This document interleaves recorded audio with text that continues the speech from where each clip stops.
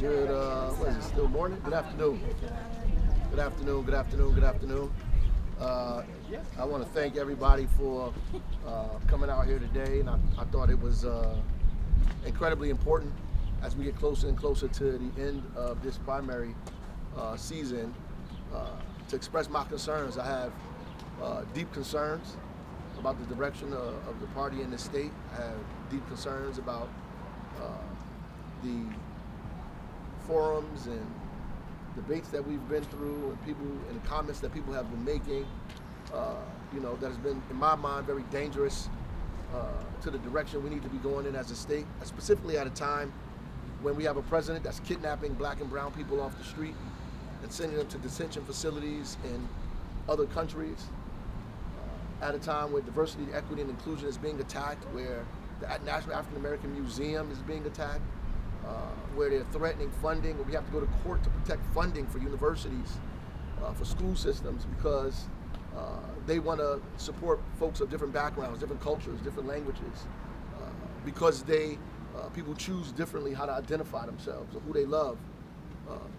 We are at a time when, these kind of cultural wars, this attack on people, this divisiveness that's happening around the country is making or compounding the issues in our state, making them increasingly worse and worse and worse. And so now, somebody said that we don't need the old playbook. I think that, the congresswoman said we don't need the old playbook, and I agree with her. We don't need the old playbook. I just think that all of them, including her, are part of the old playbook.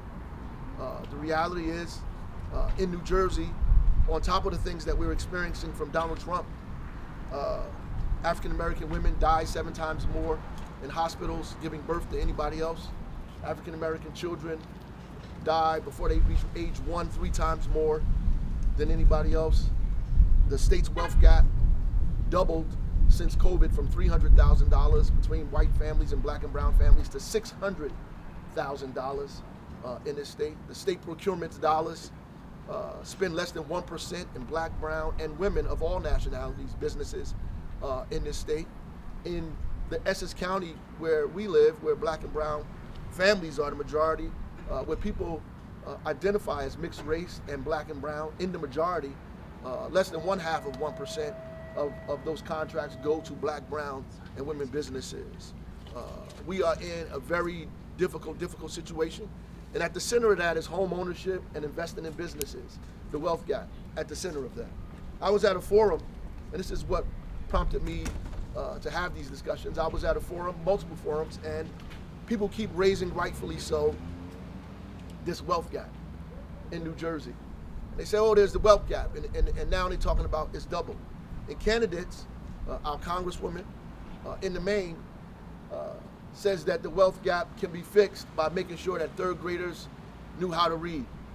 I think that if that was coming from a Republican, it would be considered racist. From us, tone deaf and completely out of touch. The wealth gap is created by years and years of discrimination, by denying people the opportunity for home ownership, for denying businesses the opportunity to have capital and capital investment, and no money to put down to buy a home, not because of 3rd graders can't read. I gave them multiple times to fix that, to correct that, forum after forum after forum. They did not. Another question that's consistently asked is why African American women die 7 times more in hospitals.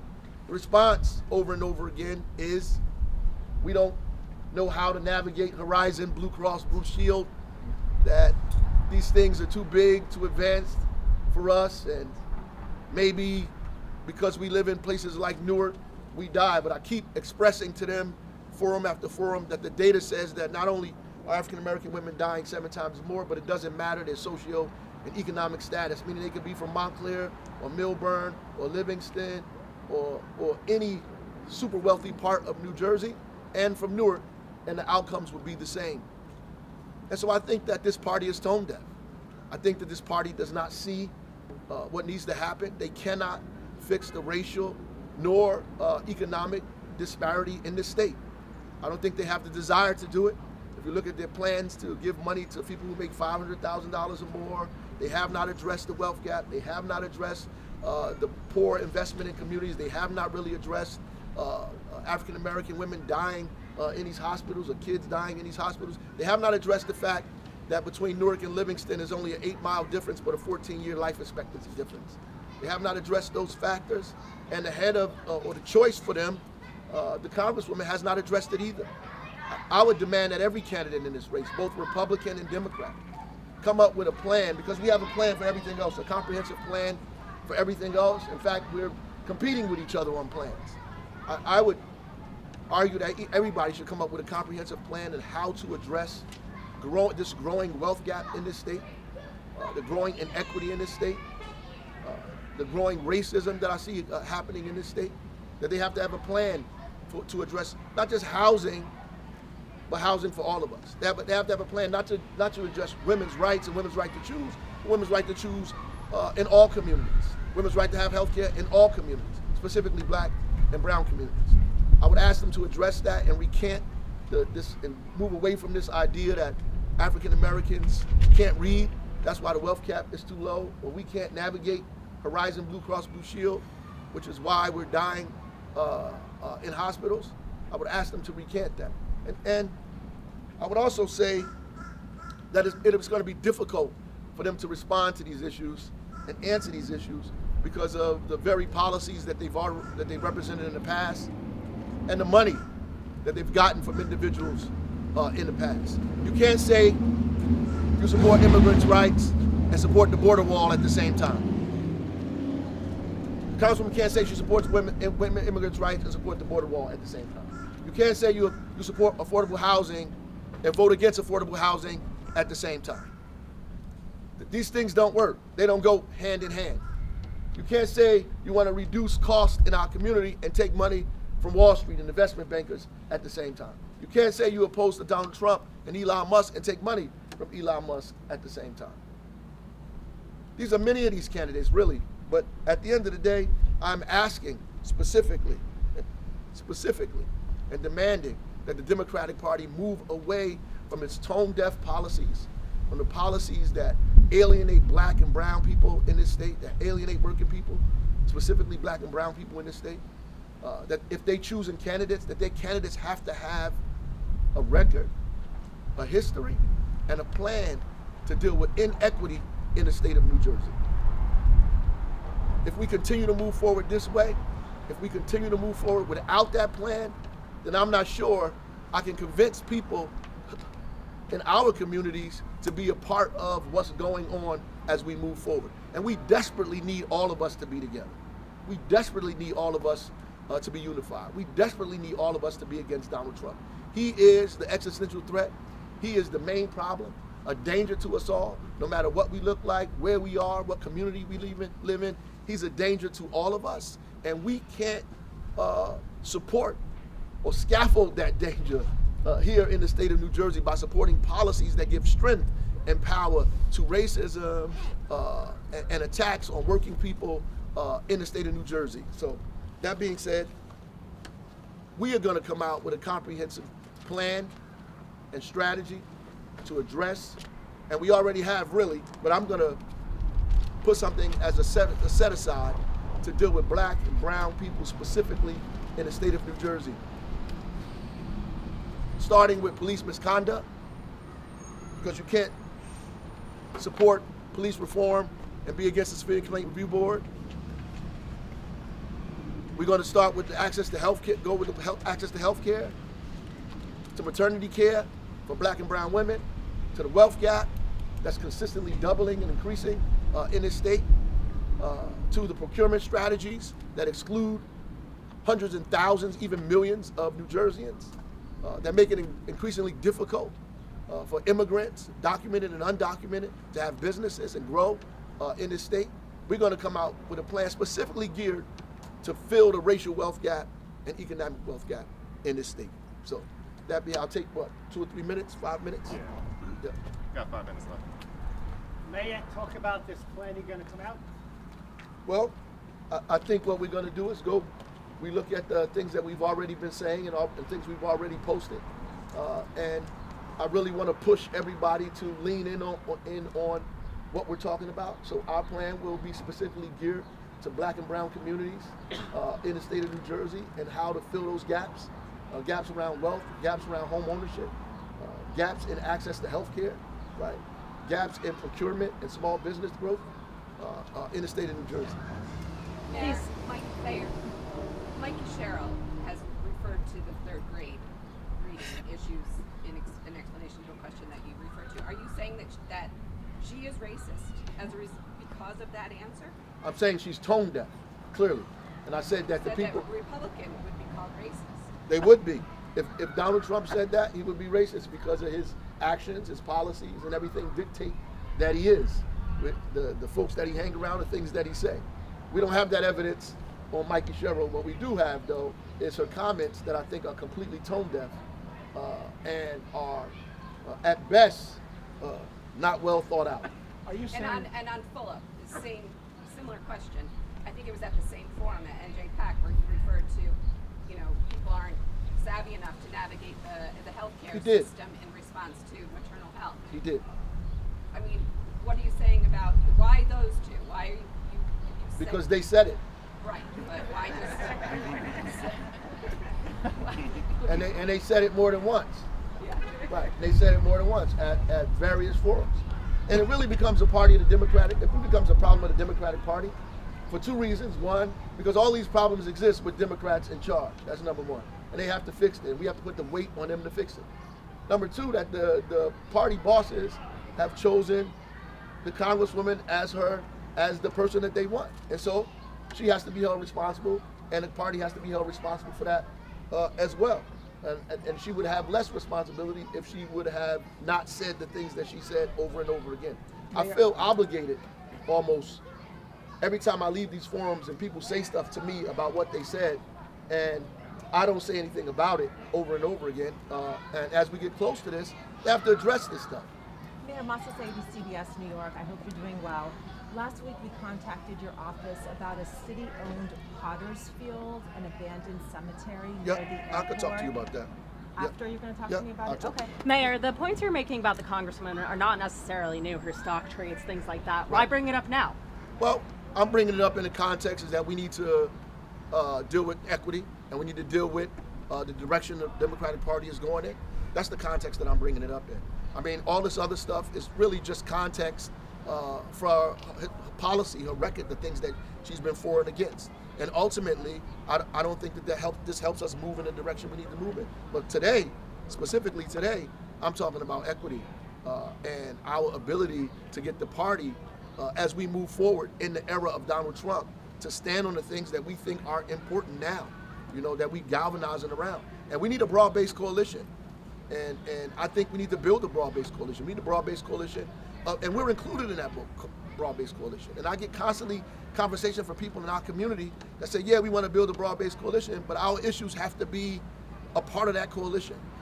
That we have to, the things that are important to us have to be in that. We can't just gloss over them and assume, which is why we have a fall-off in our community of voters, and we can't get them out because they don't see themselves in our policy. I can't say that I'm running for governor and don't make sure I express the frustration, the angst of people in our communities who want to say these things, who don't have the platform to say these things. And so I need to say this platform before June 11th gets here. Are these criticisms of the current administration? Yes, they're criticisms of the entire Democratic Party. Everybody, all of the leadership of the party have to bear some responsibility for it. Everybody has to bear responsibility. Is it ignorance, Mayor, or is it the fact that Sherrill and the Democratic Party are too concerned about white suburban voters, and that's where their focus is on, and they're counting on kind of their constituents, therefore not really thinking about the kind of things you're trying to raise? Well, I can't speak for their state of mind, but what I can say is that, as she said, the old playbook is broken. And obviously the Democratic Party has moved away from its base. And the most consistent base, or the most consistent voter in the Democratic Party is African American women. And if African American women is the most consistent voter, then they shouldn't be dying 7 times more in hospitals giving birth. Their families shouldn't have to figure out how to find childcare and pay for their rent at the same time. Their children shouldn't be being locked up 17 times more, committing the same crimes as white children in the state of New Jersey, and there's no conversation, no plan, no help, no discussion. The fastest growing businesses in the country are black and brown women businesses. By the way, these are the businesses that are getting less support from the state of New Jersey, and this is what the disparity study lays out. They have to take responsibility for it. The state has to take responsibility for it. I'm not letting Murphy off the hook in this. Everybody's on the hook in this. Murphy's not off the hook. He's in charge with the disparity study. He's in charge. The state is the 6th most segregated state in the country, and they cannot resolve it. It has to go back to the court. He's responsible for that too. And all of these people who keep talking about it in a peripheral way and not giving real credence and weight to this are problematic. And because we don't cover it or talk about it in the way we need to talk about it is an issue. And at the base of that, as we run this party against what's happening nationally in our country, a national wave to support what's happening in New Jersey. So how can we argue with Donald Trump about giving money to millionaires and we do that in this state? How can we argue with Donald Trump about the things that he says about diversity, equity, and inclusion, and we have not solved these problems in our own state? And the people you pick to solve these problems are tone deaf to the very problems you keep saying you're trying to solve. Mayor, do you think the Congresswoman's record disqualifies her from being governor? And do you think you'll have a hard time galvanizing the base if she wins the primary? So let me say this. I think the Constitution of the United States and the Constitution of the state of New Jersey qualifies anybody to run for governor of the state of New Jersey. So I wouldn't say it disqualifies her from running. What I would say is that in my mind, it would disqualify me from voting for her, and disqualifies a lot of people from supporting that because she's moving forward in a way that we are not embracing or is not solving the problems. They don't see us, right? There's an incredible documentary about when they see us, right? But they don't see us. They don't see us. And if you don't see me, you can't solve my problems. That's clearly what it is. And at the heart of this thing, it's not even really about Congresswoman Sherrills. It's really about the culture of what's going on in the state and the leadership of the party and people's inability to differentiate between Republicans and Democrats on these issues in the state of New Jersey. If you have leaders that are in the middle on these issues, that are not clear, that don't have a plan on these issues, people are gonna stay home. I don't care how many parades, how much money you spend, how much hate mail, how much other things you put out there. The reality of this is not an opportunity to hate on the Congresswoman. This is an opportunity to tell them to correct the direction. If you're gonna say we need to get rid of the old playbook, then damn it, that is the old playbook. Treating black and brown people the way the state has been treating us is the old playbook, and they have to put it aside. Leroy Jones, Mayor, is one Leroy more Jones question. part of the old playbook? I'm on the Montclair People with Disabilities Committee, and I have 2 questions of what you would do as governor. One is just in general, if Medicaid is cut, and that's a lifeline to many people with disabilities, how would you counter that? And secondly, New Jersey is number 50 of all the states in terms of inclusion of children with disabilities in general education classrooms. And also there's an overrepresentation of African American children in self-contained They classrooms. misdiagnosed with child study teams. Yeah. So what would you do? Every administration before you has talked about it, but nobody has changed it. What would you do differently that would increase the inclusion of children in of disabilities in general education classrooms, where the outcome in general is much higher? Well, I would say in terms of Medicaid, obviously we need to begin talking about reducing healthcare costs through reference-based pricing. We need to pull some of that money back. This is obviously under the shadow of the Trump tax cuts or Trump pulling money away. We need to repeal the Christie tax cuts and bring that money back to our coffers. We don't have room to do that. And we need to be talking about Medicaid for all. We need to be talking about Medicare for all. We need to be talking about a single payer system, a public option. And I clearly on the record that people are not in support of that. I don't think any of the candidates have come out in support of that. But we have to begin being creative and using this state as a lab of democracy, especially now when anti-democratic policies are being pushed. In terms of what's happening in schools, Obviously, that needs to be completely overhauled, right? We need to change the funding formula to weight it more on English language learners and kids with special needs.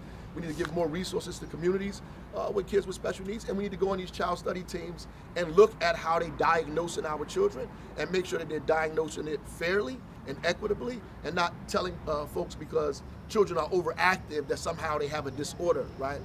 When really it's the access to food or the inability to have the access to quality and proper food or nutrition that drives some of this stuff as well. That's a long thing, and I could go into 15 more minutes about that, but I don't have time. Two more questions. One of the things you said was, it's the entire Democratic Party that is following the old playbook. I guess, is there anyone in the state that you see that is also leaving behind the old playbook? What do you think of, county party leaders, the state party leaders? Who else is in your lane? Well, I think everybody is a part of this. Everybody's responsible. Everybody that's in charge is responsible. If Essex County is procurement strategy, if we've given more money in Newark in 4 years to black and brown and women businesses than the entire county has, that's a problem. That's a problem. And the reality is this is business as usual, right? So this is probably true in multiple cities, in multiple places around the county and the state of New Jersey in multiple counties. The reality is it took us a long time to get a disparity study done. Once it was done, we talked about it, or the governor talked about it at his speech.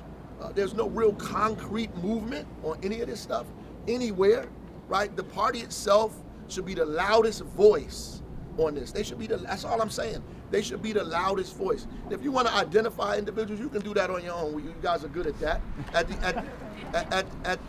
In a larger sense, the party as a whole is responsible, right?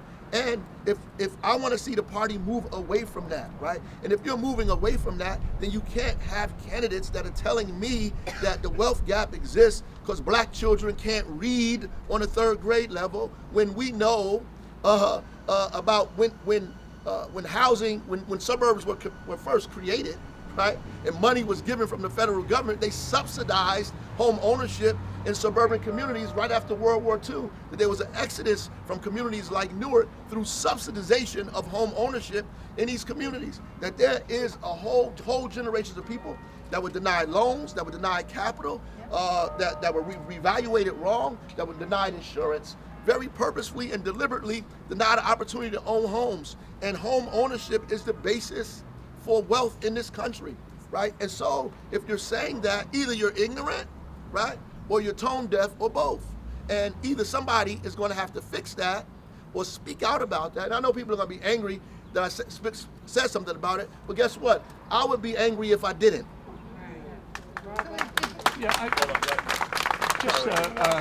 There was a story yesterday published by the Jersey Vindicator that detailed orbit of corruption around your city hall. I'm sure you're going to see more of those. Yeah. Okay. I was just wondering, what confidence can you give voters that when you take over the ultimate city hall, Trenton, that you prevent that kind of activity from going on? What confidence can you? Most of that stuff was not true. It was a hit piece. Most of it was a lie. That's number one. Here's the confidence. I've never been investigated, indicted, taken into court, done anything. That's the thing you need to know, right away. Period. That's never happened. I've never done anything corrupt. I've never done anything wrong. The federal government has never investigated me, never brought me to court, never subpoenaed me, never did anything to me at all. Period. That's the confidence that you should have. Unlike Sean Spiller. You said you wouldn't feel qualified voting for the Congresswoman. Would you commit to voting for her in the general if she wins the primary? Well, that's why we need to do this. That's why this becomes important. That's why the Democratic Party has to fix itself. See, the problem why 500,000 people stayed home for Kamala and over 1 million for Phil Murphy is because when people went to vote, they couldn't convince the other people in the House to come vote with them. And the only reason they couldn't convince them to come vote with them because they didn't believe in the candidate themselves. People voted out of obligation. They voted because the history told them to, because it's the right thing to do. I'm a Democrat, so I'm going to go vote Democratic. But there are 3 kids, a husband, a wife, and all kind of people in the House that decided to stay home and couldn't vote, decided not to vote, and we couldn't inspire them to vote.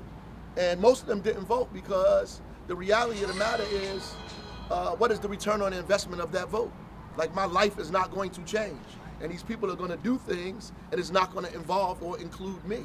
And so I need to say, period, in front of everybody, I need to say that we need to have an equity plan, that we need to have a plan that addresses black and brown communities in this state. I need to say that. It needs to come out of my mouth. I need to say that, and I need to say it now, right? And I need other people to hear me say it, and I need them to feel responsible for responding to it. And not, oh, I did this, I did that, I did this. I want to know what you're going to do now when you become the governor, if you become the governor, and what have you done in the positions that you hold today. Thank you, guys. Yep. I think we're done. There you go. Thank you so much.